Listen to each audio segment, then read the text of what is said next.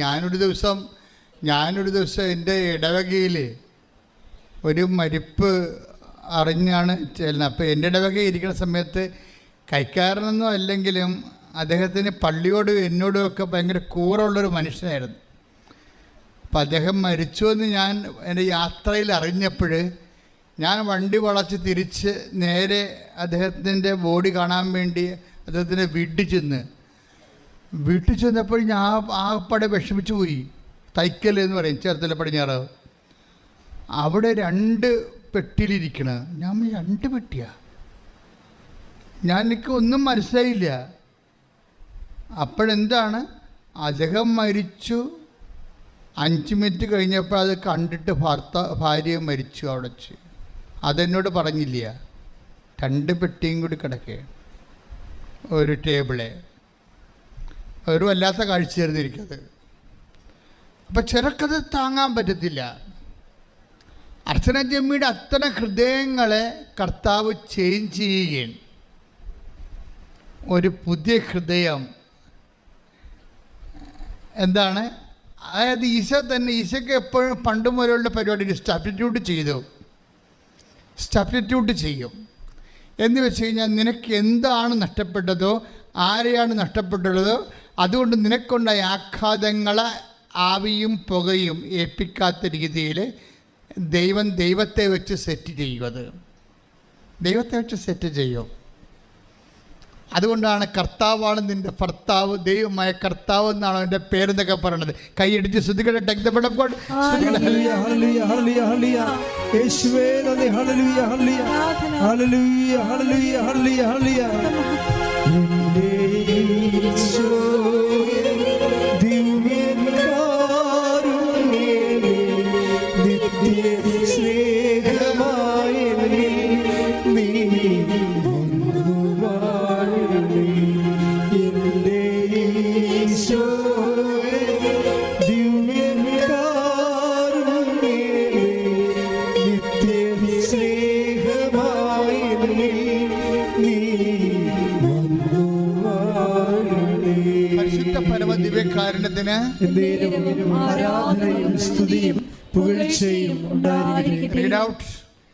യെശയ്യാ 54:5 നിന്റെ സൃഷ്ടാവാണ് നിന്റെ ഭർത്താവ്. ഒന്ന് പറഞ്ഞേ, നിന്റെ സൃഷ്ടാവാണ്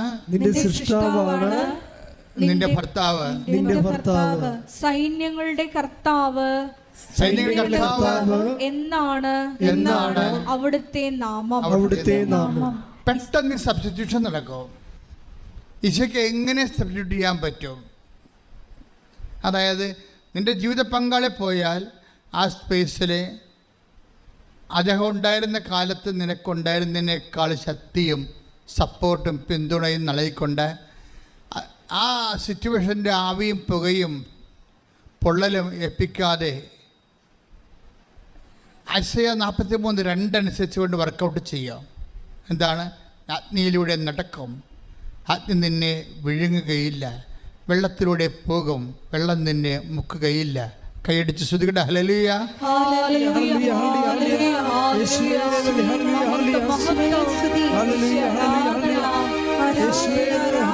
പരീക്ഷയിലൂടെ നടക്കുമ്പോൾ അഭിഷേകത്താൽ ഞങ്ങളെ പൊതിഞ്ഞു പിടിക്കണമേ.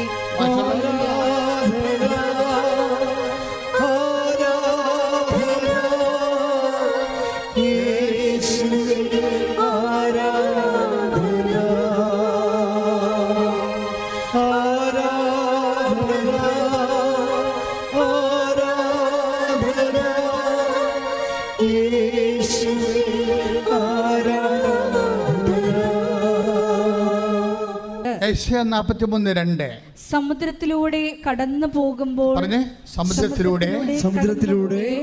പോകുമ്പോൾ കടന്നു പോകുമ്പോൾ ഞാൻ നിന്നോട് കൂടെ ഉണ്ടായിരിക്കും. ഹല്ലേലൂയ ഹല്ലേലൂയ ഹല്ലേലൂയ യേശുവേ നന്ദി ഹല്ലേലൂയ ഹല്ലേലൂയ നിന്റെ യേശുവേ ദിവ്യകാരുണ്യമേ നിത്യ സ്നേഹമായ നീ വന്നു വാഴണേ നിന്റെ യേശുവേ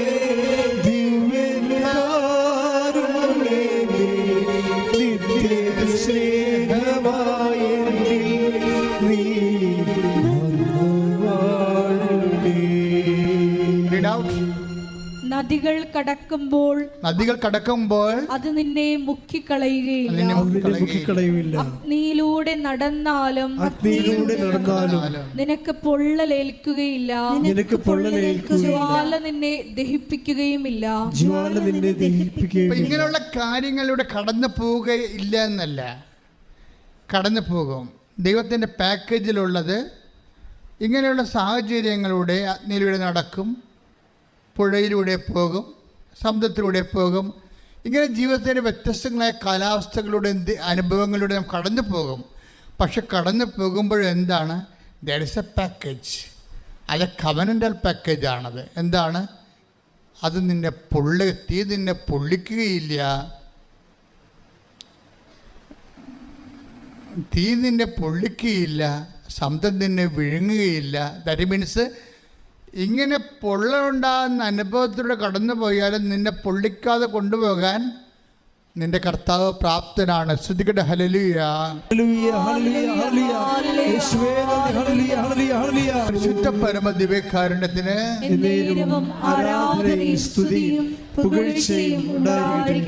അതായത് നിങ്ങൾ ബൈബിള് വായിക്കുമ്പോൾ നിങ്ങളൊരു ഭാഗം എടുത്ത് വായിച്ചു, കഥ വായിക്കണപ്പോൾ കഥ വായിച്ചു, അത് കാര്യങ്ങൾ മനസ്സിലാക്കി നമ്മൾ മുത്തി എവിടെയെങ്കിലും ഭാഗത്ത് വെച്ചു.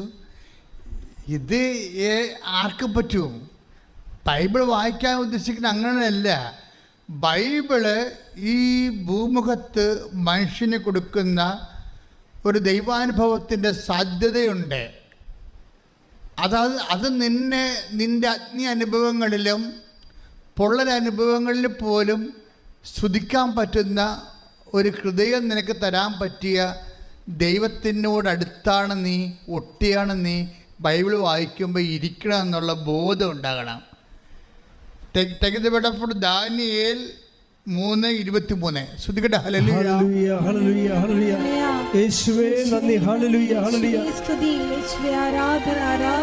ദാനിയേൽ 3:23.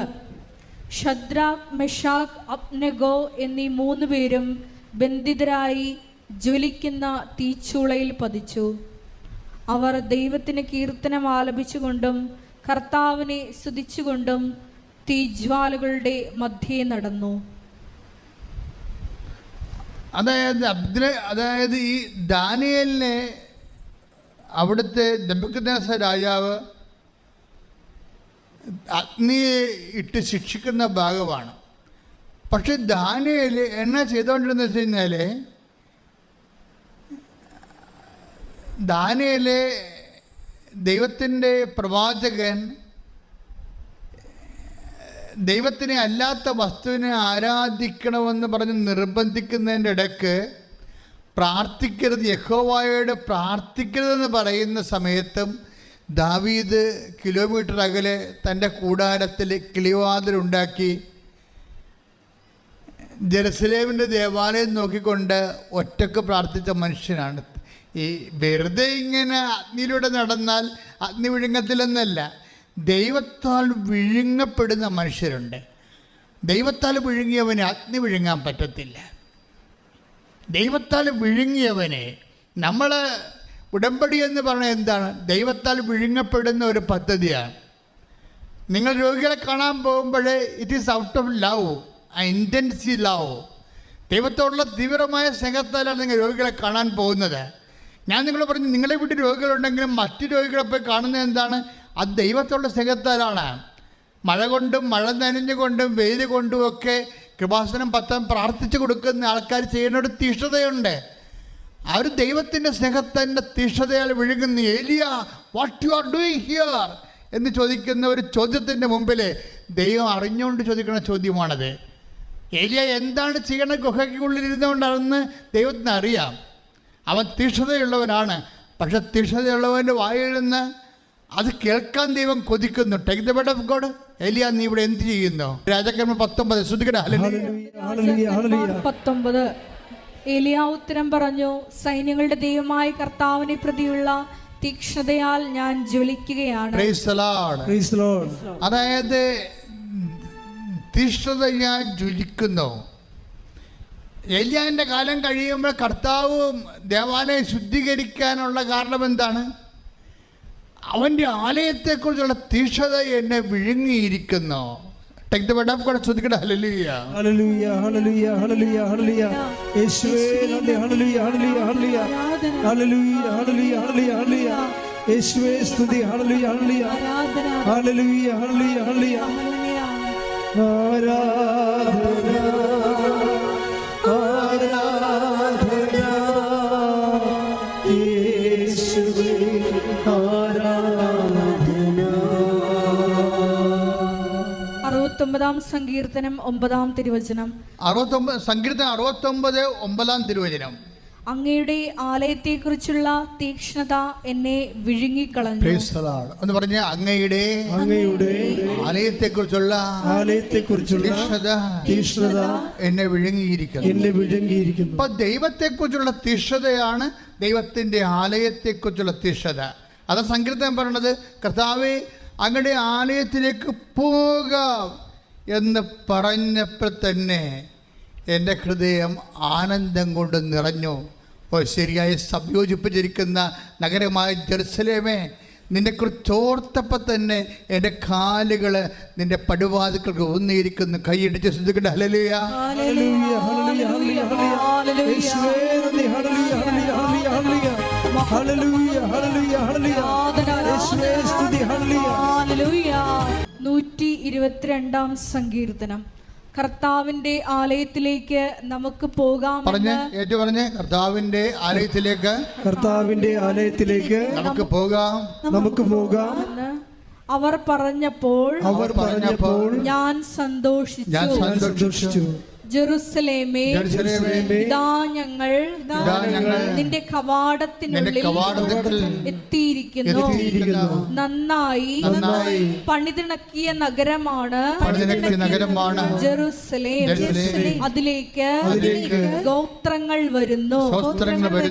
കർത്താവിന്റെ ഗോത്രങ്ങൾ ഇസ്രായേലിനോട് കൽപ്പിച്ചതുപോലെ കർത്താവിന്റെ നാമത്തിന് കൃതജ്ഞതയർപ്പിക്കാൻ അവർ വരുന്നു. അവിടെ ന്യായാസനങ്ങൾ ഒരുക്കിയിരിക്കുന്ന ദാവീദിന്റെ ഭവനത്തിന്റെ ന്യായാസനങ്ങൾ. ജെറുസലേമിന്റെ സമാധാനത്തിന് വേണ്ടി പ്രാർത്ഥിക്കുവിൻ. നിന്നെ സ്നേഹിക്കുന്നവർക്ക് ഐശ്വര്യമുണ്ടാകട്ടെ. ഹല്ലേലൂയ ഹല്ലേലൂയ ഹല്ലേലൂയ.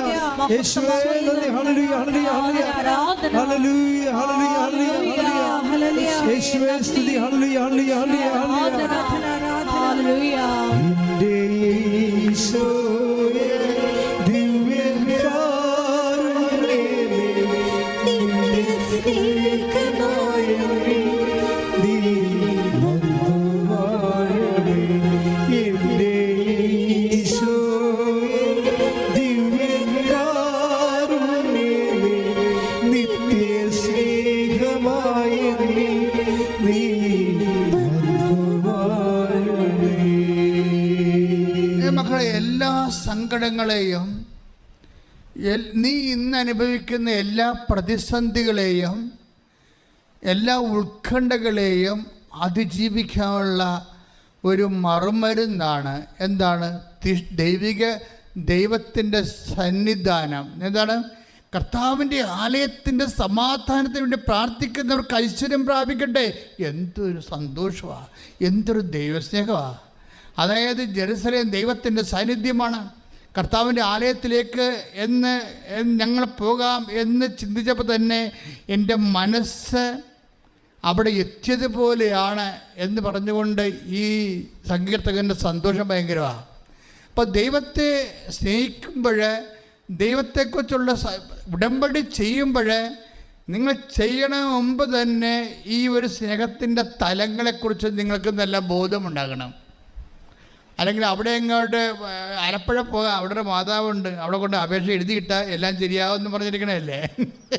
അങ്ങനെ കുറേ കാണ്ടാമൃഗങ്ങൾ വന്നിട്ടുണ്ട്. അതല്ല സംഭവം. നിങ്ങൾ ദൈവം സ്നേഹിക്കാൻ വേണ്ടി നിങ്ങൾ ഈ ജന്മത്തിൽ ഈ ആയുസ്സിൽ വിളിച്ചിരിക്കുകയാണ്. നിങ്ങളുടെ ഹസ്ബൻഡ് നഷ്ടപ്പെട്ടോ, നിങ്ങളുടെ കുടുംബത്തിൽ മക്കളെ കഞ്ചാവിന് അടിമയായോ, അതൊന്നുമല്ല പ്രശ്നം. പ്രശ്നം എന്താണ്? അതൊരു പ്രശ്നമേ അല്ല. അതൊക്കെ ഒരു സെക്കൻഡ് കൊണ്ട് ഈ മണ്ണിൽ മാറിയ ചരിത്രമാണ് കൃപാസനത്തിൻ്റെ ചരിത്രം. അതല്ല ഇവിടുത്തെ വിഷയം. നമ്മുടെ പ്രശ്നം എന്താണ്? ദൈവത്തെ സ്നേഹിക്കാനുള്ള വിളി ലഭിച്ചിട്ട് ആ വിളി മനസ്സിലാക്കാത്ത പോലെയല്ലേ നമ്മുടെ പ്രശ്നം. ഇപ്പോഴെന്താ പ്രശ്നം പരിഹരിക്കാൻ പോകുന്നത്? ഈ കവനൻറ്റിലൂടെ, ഈ ഉടമ്പടിയിലൂടെ എൻ്റെ പൈതലെ, നീ ഇപ്പോൾ നിൻ്റെ ദൈവമായിട്ട് നിരപ്പാകാൻ പോകുന്നു. നീ ദൈവമായിട്ട് ധാരണയാകാൻ പോകുന്നു. നിന്റെ ദൈവത്തെ സ്നേഹിക്കാനുള്ള അവസരം നീ തിരിച്ചറിയുന്നു. സ്നേഹിച്ചുകൊണ്ട് നീ തീക്ഷ്ണതയായി ജ്വലിച്ചുകൊണ്ട് നീ ദൈവത്താൽ വിഴുങ്ങപ്പെടാൻ പോകുന്നു. മറ്റാരും നിന്നെ വിഴുങ്ങാൻ പറ്റാത്ത രീതിയിൽ ദൈവത്താൽ വിഴുങ്ങപ്പെടാൻ വേണ്ടി ദൈവം ഒരു സംവിധാനം ഉണ്ടാക്കിയിരിക്കുന്നു. That is covenant. അതാണ് ഉടമ്പടി. ശ്രുതികട്ടെ. ഹല്ലേലൂയ.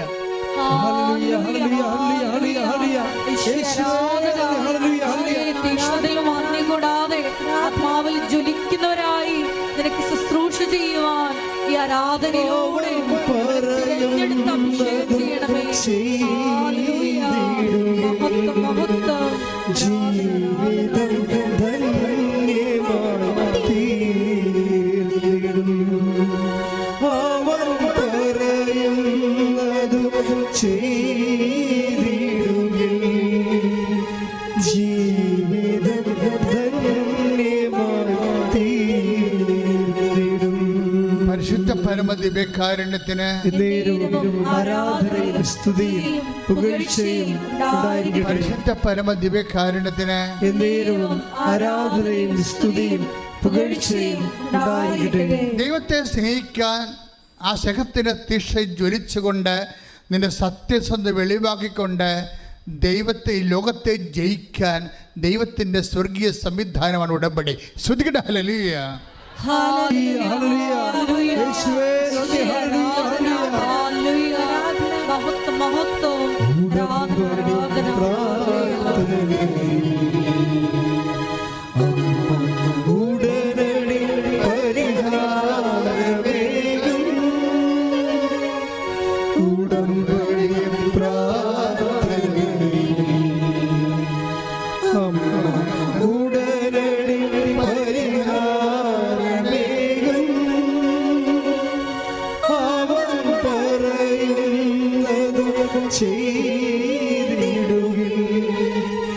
ജീവിതം ധന്യമായി തീർന്നിടും. അർച്ചനാജീമി പിന്നെ പറഞ്ഞ കാര്യങ്ങളൊക്കെ രസകരമാണ്. ഞാൻ ഉടമ്പെടുത്ത് വീട്ടിൽ ചെന്നപ്പോൾ നിങ്ങൾക്കറിയാമല്ലോ, അതായത് ഞങ്ങൾക്ക് കുറേ കടങ്ങൾ ഉള്ളതാണ് ബാങ്കിൽ. ഇപ്പം 2 മക്കളുണ്ട്. 2 മക്കൾക്കും വിദേശത്ത് പോയി പഠിക്കണം.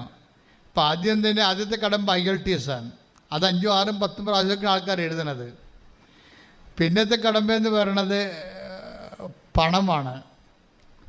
അതിനും കുറേ കഷ്ടപ്പാടുകളൊക്കെ അനുഭവിച്ചാണ് ആൾക്കാർ 10-20 ലക്ഷം രൂപയൊക്കെ ഉണ്ടാക്കുന്നത്. ഇങ്ങനെ ഓരോ വിഷയത്തിനും ജനങ്ങൾ വല്ലാതെ കഷ്ടപ്പെട്ടാണ് ഈ കാര്യങ്ങൾ ചെയ്യണത്. ഈ ഒത്തിരി കഷ്ടപ്പെട്ട് ചെയ്യുമ്പോൾ നിങ്ങളെപ്പോഴും ചിന്തിക്കേണ്ട കാര്യം, കർത്താവല്ലാതെ ചെയ്യണത് നിങ്ങളാണെന്ന് ഓർത്തേക്കണം. അത് ഉടമ്പടി അനോയിൻറ്റിങ് ലെവലിലായിട്ടില്ല. ഇപ്പോഴും മസ്കുലർ മാനുവൽ ലെവലിൽ കിടക്കുകയാണ്. ഉടമ്പടിക്ക് 2 ലെവലുണ്ട്. ഒന്ന് അനോയിൻറ്റിങ് ലെവൽ, അവിടെ നമ്മളൊന്നും ചെയ്യേണ്ടി വരത്തില്ല, അത് കർത്താവ് തന്നെ ചെയ്യും. മകൻ ഒറ്റ പ്രാവശ്യം പോയി IELTS എഴുതി, അപ്പം തന്നെ ജയിച്ച്. ശ്രുതികട്ടെ. ഹല്ലേലൂയ.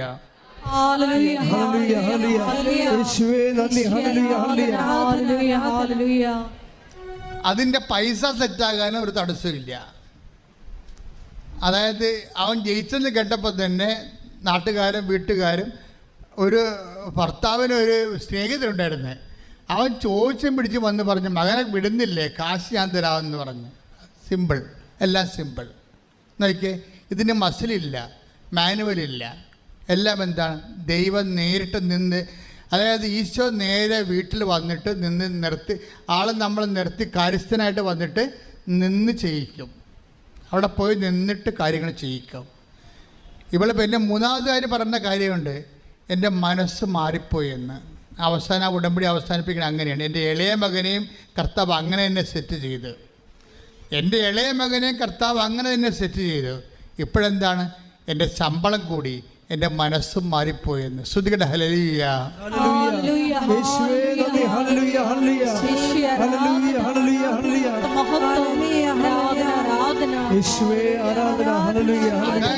ഇതൊന്നും ഏക്കാത്തൊരു മനസ്സ് കർത്താവ് കൊടുത്തവർക്ക്, ഇതൊന്നും ഏക്കാത്ത ഒരു മനസ്സ്. നമ്മൾ എസെക്കിയേൽ 36 എടുത്ത് ശ്രുതികട ഹല്ലേലൂയ. ഹല്ലേലൂയ ഹല്ലേലൂയ ഹല്ലേലൂയ ഹല്ലേലൂയ. യേശുവേ നന്ദി നന്ദി നന്ദി നന്ദി. ഹല്ലേലൂയ ഹല്ലേലൂയ ഹല്ലേലൂയ ഹല്ലേലൂയ ഹല്ലേലൂയ ഹല്ലേലൂയ. യേശുവേ സ്തുതി. ഹല്ലേലൂയ ഹല്ലേലൂയ ഹല്ലേലൂയ ഹല്ലേലൂയ ഹല്ലേലൂയ ഹല്ലേലൂയ ഹല്ലേലൂയ ഹല്ലേലൂയ. യേശുവേ സ്തുതി. ഹല്ലേലൂയ ഹല്ലേലൂയ. പരിശുദ്ധ പരമദിവ്യകാരുണ്യത്തിന് എന്നേരവും ആരാധനയും സ്തുതിയും പുകഴ്ചയും ഉണ്ടായിരിക്കട്ടെ. എസെക്കിയേൽ 36:26. ഒരു പുതിയ ഹൃദയം നിങ്ങൾക്ക് ഞാൻ നൽകും. ദാറ്റ്സ് പറഞ്ഞേ. ഒരു പുതിയ ഹൃദയം, ഒരു പുതിയ ഹൃദയം നിങ്ങൾക്ക് ഞാൻ നൽകും. ഒരു പുതു ചൈതന്യം, ഒരു പുതു ചൈതന്യം നിങ്ങളിൽ ഞാൻ നിക്ഷേപിക്കും. നിങ്ങളുടെ ശരീരത്തിൽ നിന്ന് ശിലാഹൃദയം എടുത്തു മാറ്റി മാംസള ഹൃദയം നൽകും. എൻ്റെ മക്കൾ, ഇതിൻ്റെ വിഷയം എന്ന് പറയുന്നത് അനോയിന്റഡ് ഹാർട്ടാണ്. നമ്മൾ അനുഭവത്തിലെ ദൈവവചനത്തിൻ്റെ അനുഭവത്തിൽ അതെങ്ങനെയാണെന്നാണ്. ദൈവവചനത്തിൻ്റെ അനുഭവത്തിലെന്ന് പറയുമ്പോൾ നമുക്ക് ഇതേ വേവ് ലെങ്തിൽ ദൈവാനുഭവം പ്രാപിച്ചവരുടെ പ്രതികരണങ്ങൾ നമ്മൾ പരിശോധിക്കുമ്പോൾ നമുക്ക് മനസ്സിലാകണം എന്താണെന്ന് വെച്ച് കഴിഞ്ഞാൽ, ദൈവത്തിൻ്റെ ഒരു ഹൃദയം ഇവർക്ക് വെച്ച് കൊടുക്കും ദൈവം. ഈ ഒരു പുതിയ ഹൃദയം എന്ന് പറഞ്ഞാൽ എന്താ?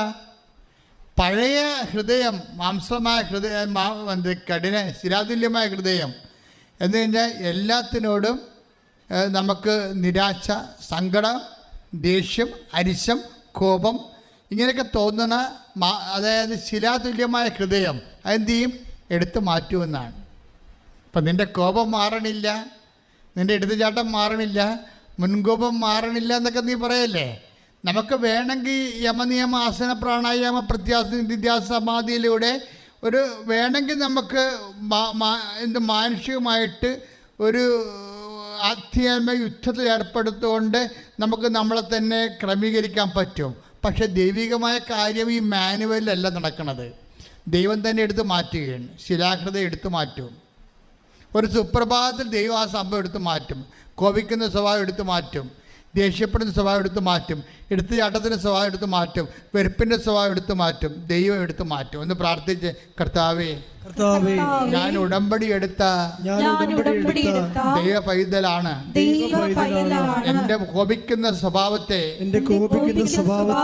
കഠിനമായ ഹൃദയത്തെ, പ്രതികാരമുള്ള ഹൃദയത്തെ, ദേഷ്യമുള്ള ഹൃദയത്തെ എടുത്തു മാറ്റണമേ. എന്നിൽ അങ്ങയുടെ ഹൃദയത്തെ, ദൈവഹൃദയത്തെ പുനഃസ്ഥാപിക്കണമേ. എസെക്കിയേല് 36:26 ദൈവഹൃദയത്താൽ അഭിഷേകം ചെയ്യണമേ. ഹല്ലേലൂയ ഹല്ലേലൂയ. യേശുവേ സ്തുതി. ഹല്ലേലൂയ ഹല്ലേലൂയ. യേശുവേ ഉടമ്പടി എടുത്ത് ഞങ്ങൾക്ക് എല്ലാവർക്കും ഹല്ലേലൂയ ഹല്ലേലൂയ ഹല്ലേലൂയ യേശുവേ ഹല്ലേലൂയ ഹല്ലേലൂയ ഞങ്ങളിൽ ഹല്ലേലൂയ ഹല്ലേലൂയ ഹല്ലേലൂയ. മഹത്വം മഹത്വം. ആരാധന ആരാധന. പരിശുദ്ധ പരമദിവ്യകാരുണ്യത്തിന് എന്നേരവും ആരാധനയും സ്തുതിയും പുകഴ്ചയും ഉണ്ടായിരിക്കട്ടെ. യെരമ്യാ 31:33 ശ്രുതികട. ഹല്ലേലൂയ ഹല്ലേലൂയ ഹല്ലേലൂയ ഹല്ലേലൂയ ഹല്ലേലൂയ ഹല്ലേലൂയ യേശുവേ നന്ദി. ഹല്ലേലൂയ ഹല്ലേലൂയ. യെരമ്യാ 31:33 അതെ. കർത്താവ് അരുൾ ചെയ്യുന്നു, പറഞ്ഞേ. കർത്താവ് അരുൾ ചെയ്യുന്നു, ആ ദിവസം വരുമ്പോൾ ഞാൻ ഇസ്രായേലുമായി ചെയ്യുന്ന ഉടമ്പടി ഇതായിരിക്കും.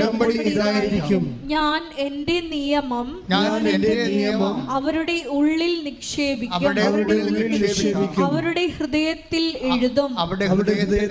ഞാൻ അവരുടെ ദൈവവും അവർ എന്റെ ജനവും ആയിരിക്കും. എൻ്റെ മക്കളെ, ഇതാണ് പ്രശ്നം. അതായത് നമ്മൾ നേരത്തെ വായിച്ച ജെറമിയായുടെ അല്ലെ എസെക്കിയേലിലെ 36:26 ശിലാഹൃദയം എടുത്ത് മാറ്റിയിട്ട് മാംസലമായ ഹൃദയം ദൈവത്തിൻ്റെ ഹൃദയം നൽകുന്നു എന്നതിൻ്റെ അർത്ഥം അത് ഈ ജെറമിയ 31:33. എന്താ അത് കാര്യം? ദൈവത്തിൻ്റെ ഹൃദയം തന്നെ നമുക്ക് തരികയാണ്. അപ്പം നമുക്ക് വൈരാഗ്യം ഉണ്ടാകും. നമ്മൾ ആരെങ്കിലും വെറുപ്പ് നമ്മളോട് വെറുപ്പ് ആരെങ്കിലും കാണിച്ചു കഴിഞ്ഞാൽ, നമ്മളെ ശത്രുതയോടെ നമ്മളോട് എന്തെങ്കിലും ഉപദ്രവം ചെയ്താൽ നമുക്ക് വൈരാഗ്യം ഉണ്ടാകും. അതുപോലെ നമ്മൾ തിന്മ ചെയ്താൽ നമുക്ക് അവരോട് തിന്മ ചെയ്യാൻ തോന്നാം. അതുപോലെ ഓരോ തരത്തിലുമുള്ള അതെല്ലാം മാനുഷ്യമായ ഹൃദയമാണ്.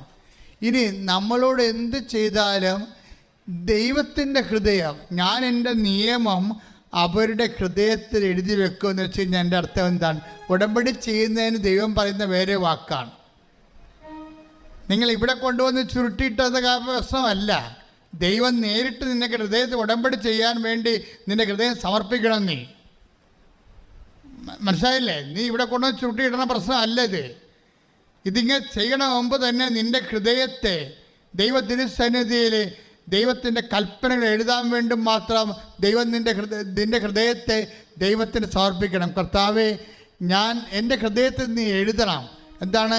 ഹൃദയത്തിൽ എഴുതപ്പെടുമ്പോൾ ദൈവത്തിൻ്റെ വചനം നിൻ്റെ ഹൃദയത്തിൽ എഴുതപ്പെടുകയും ദൈവത്തിൻ്റെ വചനത്തിൽ ദൈവത്തോടുള്ള സ്നേഹത്താൽ എന്നെ സ്നേഹിക്കുന്നവൻ എൻ്റെ വചനം പാലിക്കുമെന്ന് പറഞ്ഞ കർത്താവിൻ്റെ ആ വാക്കിൻ്റെ അരൂപിയിൽ കർത്താവിനോടുള്ള സ്നേഹത്താൽ കർത്താവിൻ്റെ വചനം പാലിച്ചു കഴിയുമ്പോൾ അവിടുത്തെ വചനങ്ങളാണ് നമ്മുടെ ഹൃദയത്തിൽ എഴുതപ്പെട്ടിരിക്കുന്നുള്ള അനുഭവത്തിൽ ദൈവം നമ്മുടെ ഹൃദയത്തിൽ ഉടമ്പടി ചെയ്ത് ദൈവം നമ്മൾ തമ്മിൽ ഉടമ്പടി ആയി കഴിയുമ്പോൾ എന്താ സംഭവിക്കണത്?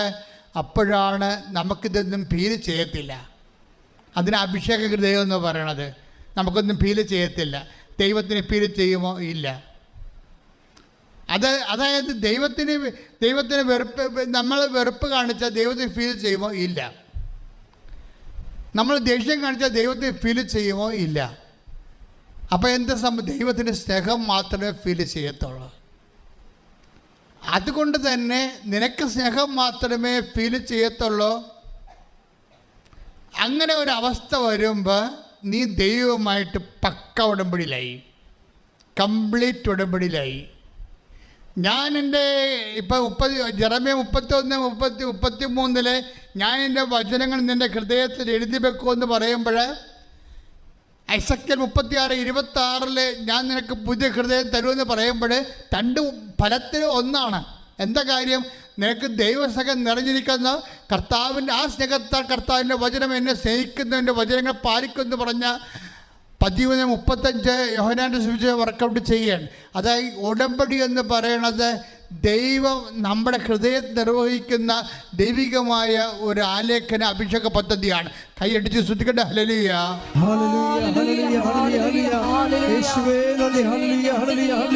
ഞങ്ങളുടെ ഉള്ളിൽ നിക്ഷേപിക്കണമേ.